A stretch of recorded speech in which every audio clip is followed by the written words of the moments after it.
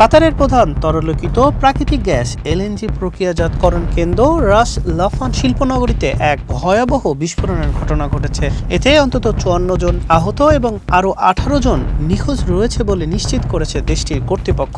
Al Jazeera এই তথ্য জানায়। তবে কর্তৃপক্ষ জানিয়েছে বিস্ফোরণের ফলে কোনো ধরনের গ্যাস লিকের ঘটনা ঘটেনি এবং পরিস্থিতি এখন নিয়ন্ত্রণে রয়েছে।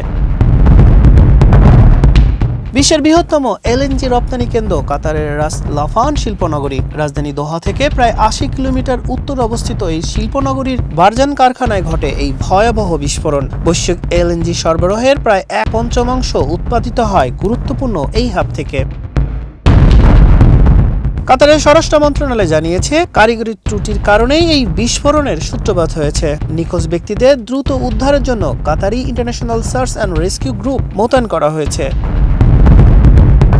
রাষ্ট্রীয় জ্বালানি প্রতিষ্ঠান কাতার এনার্জি জানায়, বিস্ফোরণের পরই সিভিল ডিফেন্সের দল দ্রুত আগুন নিয়ন্ত্রণে আনতে সক্ষম হয়েছে। তবে বিস্ফোরণের তীব্রতা এতটাই বেশি ছিল যে তার দূর থেকেও দৃশ্যমান ছিল বলে জানায় আন্তর্জাতিক গণমাধ্যম।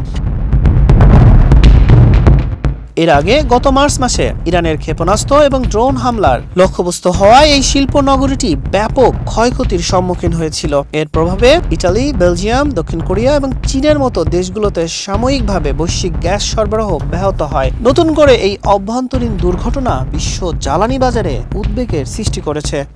হাসান শাহরিয়ার, মানব কণ্ঠ।